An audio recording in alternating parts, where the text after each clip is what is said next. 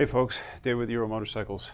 So the video I was going to do this week got delayed, so I'm going to go back to something that you guys have been asking for, and it got pushed back a while ago, and then I forgot about it, and then it got brought up again, and now I remembered it, but I had another video scheduled. So because my video that was scheduled got delayed, we're going back to what you guys asked for. If you understand that, great. So let's get you set up here. So what we're going to do is, ta-da! URAL diagnostic video with the A-Racer diagnostic tool, which me and Nick talked about before. And the thing here is I left for a year and a half, and then I came back. So in that time, the diagnostic, or the Gen 2 EFI came out, and Nick had that up, and by the time I got back, everybody was well versed in it. Jason, our tech and warranty guy, Nick, purchasing, R&D, all that kind of stuff. But I really haven't had any experience with it, and I really haven't had to put my hands on it because, one, there's not a lot to do with the Gen 2 EFI. It's as far as comparing it to the first generation and second generation, we were always plugging in the bikes. It's not really the case with the Gen 2. So anytime anything's needed to be done here in the shop with a media bike or whatever, it's usually Nick or Jason jumps on it and they take care of it, and I really just haven't had to delve into it. Well, my Burgundy bike, I went out to start it this morning to make the other video, and it just click, click, click, click, nothing. And then I heard the stepper motors in the throttle bodies. They normally, when you turn on the bike, they go and they wind up. You can hear it, and the pump is priming. And then when you turn off the key, you can also hear it wind down. There's like a second that it does that. Well, I think because of the low battery, my stepper motors got stuck halfway, or one way or the other, or whatever the case may be. Check engine light came on as well. Charge the battery up. The bike starts now, but the check engine light is on. So it was just a weird set of circumstances that led us to this, and I think it's something's telling me I need to do a diagnostic video. So this is going to be a learning experience for me. I haven't even installed it on my computer yet. We're going to go through the whole process, and I think it's a good comparison to what you guys would be going through if you bought this and were using it on your Gen 2 EFI bike as well. So let's get started. So the first thing we're going to do is, inside the box there's a little thumb drive, and I've been told that there's a complete set of instructions that was printed off for me and given to me. I guess this printed version is also in a PDF format on this thumb drive, if I can get it open, as well as the diagnostic tool program to download onto your laptop. So we're going to plug that in. So the first thing we're going to do is go to Documents, and we're going to go to USB drives, and then if you go into the URAL Diagnostic Tool User's Manual, that printed copy I have here, if you double click it, there's a PDF version here. It's got what the pin-out locations are and how to use the tool with a desktop or with the app, and what some of the basic functions are. Let's close this. And if you go into the double click on the diagnostic tool and click Setup Diagnostic Tool,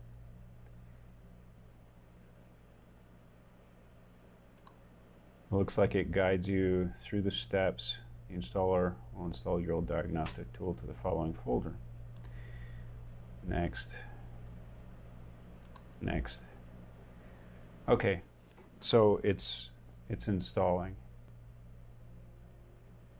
Okay, so now it's asking if I want to install the drivers for drivers of iLink.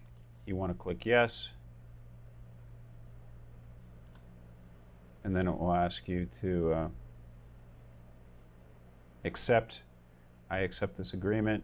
You can hit next, and then finish. Close. Okay, so now if we close this out, we have the URAL diagnostic icon. We can open up. So when you open it, you got a username, and according to the directions, the username is service.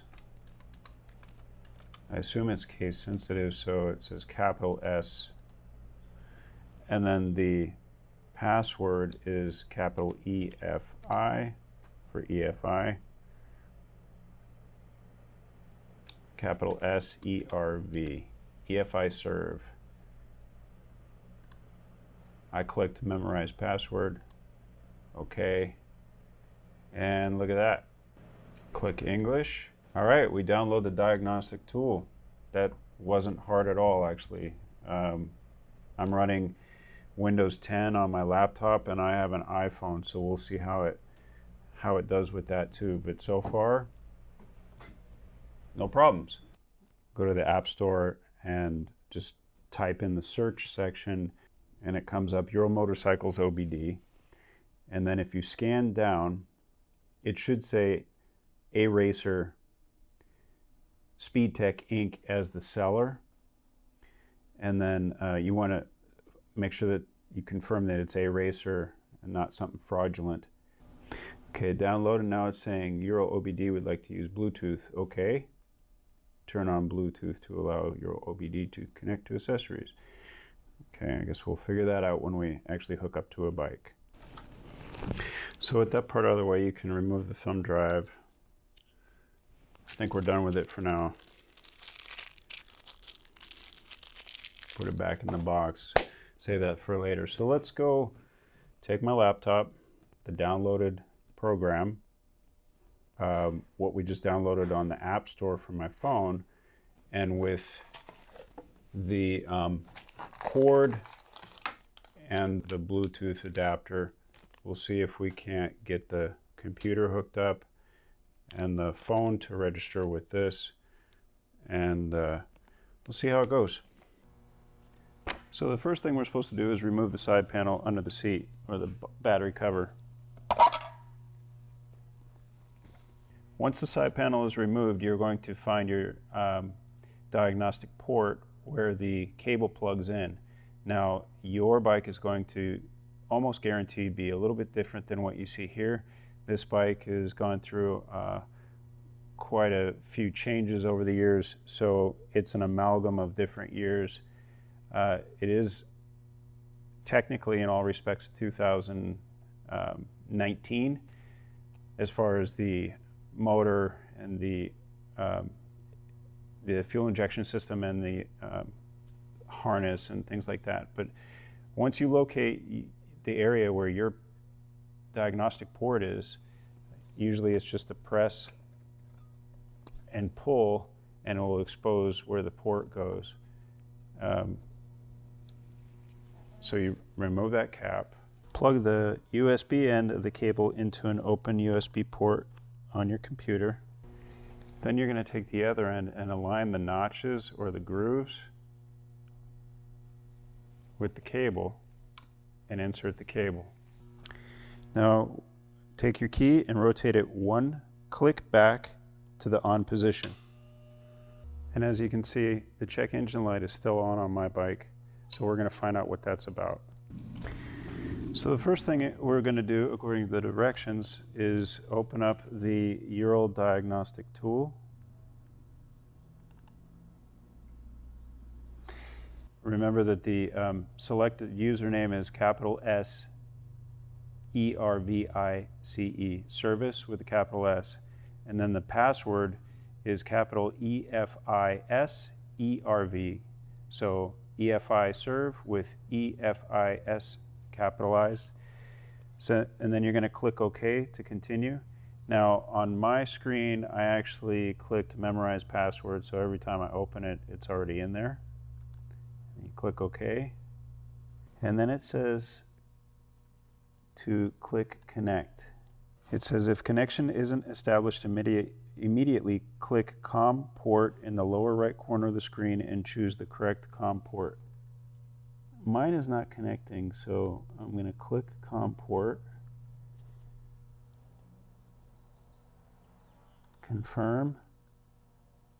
Okay, now the connect button has lit up, so we'll hit connect.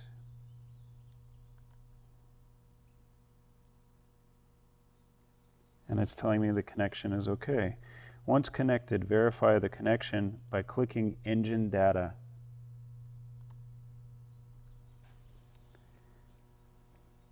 Operate the throttle while monitoring the TPS percentage value, which is right here,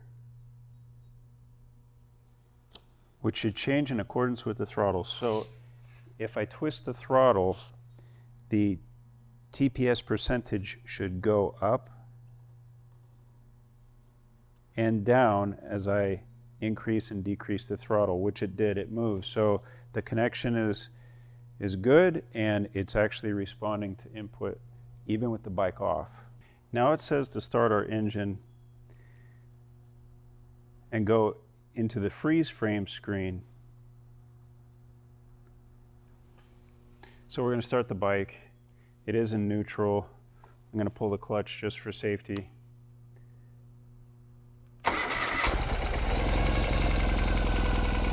This is a cold engine start. It hasn't been started for a while, except for checking that it would start after I recharge the battery.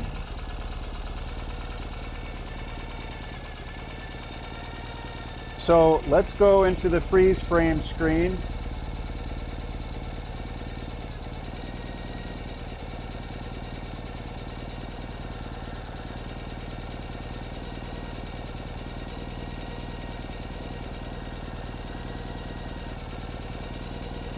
Let's go into engine data screen.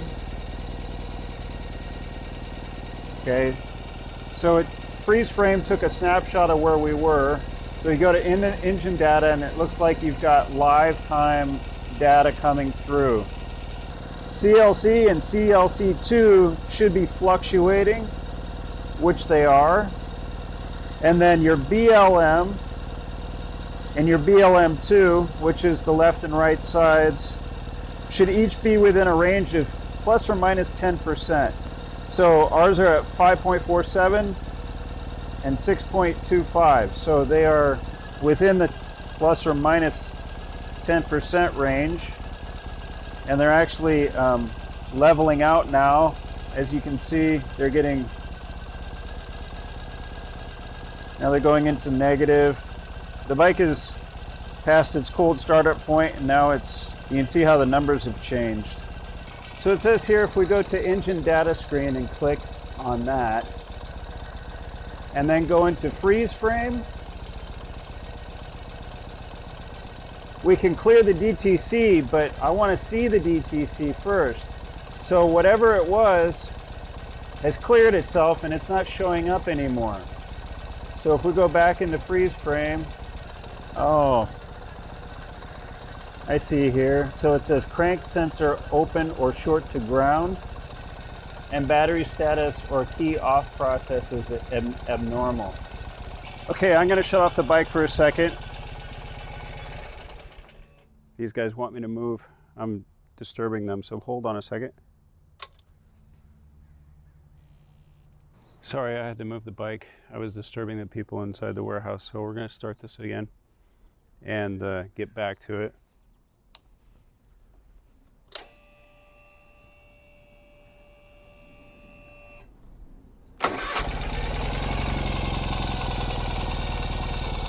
All right, so from the engine data screen, hitting freeze frame, and you can see I cleared my DTCs.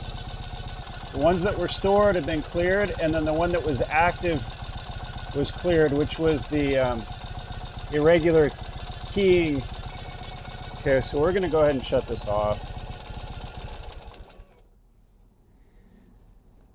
What I misunderstood was when you're in the engine data screen and you hit freeze frame, and I had the two codes here under stored. One was for the crank sensor and the other one was for an irregular keyed event. And then the active one was also for the irregular key, which was directly related to when the battery was going dead.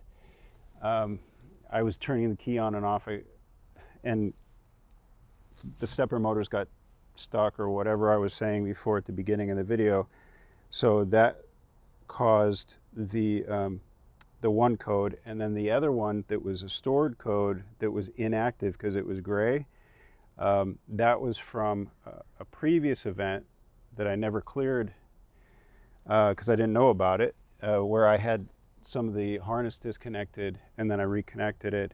So that's probably why it went from an active to an inactive, because I had reconnected that point on the harness. As you can see, the check engine light has gone off now that the DTCs have been cleared. Going back to the diagnostic tool, aside from engine data, you've got you can check which ECU version you're in. You get the freeze frame that we've been playing with. Evidently, you can do component tests on the different components, and then you have read learn parameters and reset learn parameters. Now, the learn parameters are what the bike teaches itself over time riding in your particular elevation, the heat. It's teaching the bike how to act and how to meter the fuel and the air and everything else. So if you reset that learn parameter, it's got to go through that that learning episode again. For the most part, you're just going to be working with the engine data, the freeze frame, and the DTCs, which is the trouble codes. So I'm going to wrap up this video. I'll end up doing a part 2 here where we play with the dongle, the Bluetooth dongle, and the app on the phone. And we'll also hook up a CARBTUNE and balance the throttle bodies, which is all part of it. But I do want to say, you'll have to excuse my lack of familiarity with this program, but it is the first time I've delved into it. So it's actually pretty intuitive as far as a new user. You just have to get familiar with what all the functions do. But I do want to say that the diagnostic tool is just that. It's a tool to help you diagnose whatever the trouble codes are that you're seeing. It's not a magic program that's going to cure everything. So you have to have some prior knowledge to determine what the codes mean. And each time you see that code, it doesn't necessarily mean it's the same thing as it was maybe before. So my knowledge of this bike, being that it had a dead battery, that leads me to believe that the one trouble code that I cleared for the irregular keyed event that was going on, that was because I know for a fact I was turning the key back and forth, back and forth. The other event, which was the crank sensor, I know for a fact because I was playing with the bike actually months ago now, where I had disconnected a bunch of stuff and I reconnected it. I know for a fact that that's what that was. Now, if I didn't have that prior information, or a dealer doesn't have that prior information when they're hooking up their bike, they're going to have to try and determine what the cause was. If you weren't messing with anything and that crank sensor trouble code came up, maybe it's because it's a faulty crank sensor. So like I said, it could be one of two things. Maybe you disconnected it while you're washing the bike and you reconnected it, the trouble code pops up and there's actually nothing wrong with the crank sensor. So you got to have some working knowledge of the bike and its systems and what the trouble codes stand for. It doesn't always mean A equals, this code. You have to try and figure out based on what the symptoms are of the bike. So next video, we'll mess with the app on the phone and see what kind of functions it has. And we'll hook up the CARBTUNE, like I said, and show you how that works and balance the throttle bodies. And yeah, we'll finish it up in the next video, because as always, this one's getting kind of long. So until next time, I appreciate you watching, and we'll talk to you later.